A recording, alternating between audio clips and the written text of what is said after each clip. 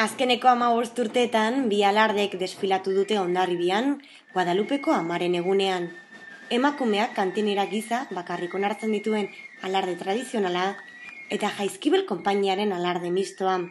Aurten, konpainia parekideko kideek ezin izan dute betiko ibilbidea egin, herrizengo zailak segurtasun arazoak argudiatuta beste ibilbide batetik joanarazi baititu.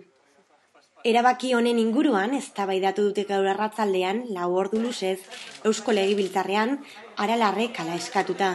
Inigo Lamarca, Euskal Autonomia Erkidegoko Arartekoak, adierazi du Hondarribiko alardean Jaizkibel talde mistoak izan behar duela lehentasuna, ez tradizionalak. Maria Silvestre, Emakundeko zuzendariak, azaldu du hurrena ere babesa emango diola Jaizkibel konpainiari, eta aurten Jaurlaritzak egindako aldaketa txarretsi du. Jaizkibel konpainiatik Isabel Alkain, Izaskun Larruskain eta Garikoitz Lekuona mintzatu dira. Haien iritziz Hondarribiko alardean dagoeneko ez dago segurtasun arazorik, eta Jaurlaritzak hori aitzaki gisa erabili du. Rodolfo Ares, herrizengo sailburuak, bestelako azalpena eman du Hondarribiko alardeko segurtasunari buruz, arazo larriak daudela izan baitu. Aintzane Ezenarro, Aralarreko legebiltzarkidearentzat, herrizengo sailburuak emandako azalpenek ez dute ibilbide aldatzearen erabakia justifikatzen.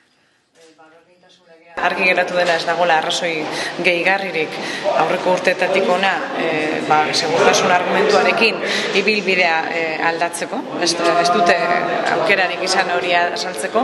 Ez du azaldu gainera zergaitik ibilbidea aldatu zitzaion batzuei eta besteei ez.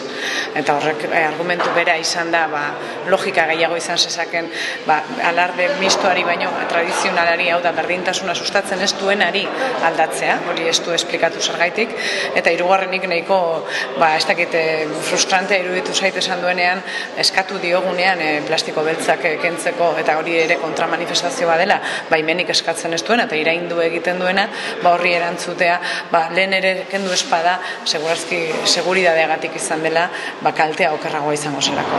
Ez dut inondik inora onartzen esatea gainontzekook ebazpen honi egin diogun kritika dela giroa nahasteko egin den zerbait eta esan diodan bezala lehen, giroan hastu duena da beraien erabaki okerra eta sozialki bat ere zuhurra izan ez dena.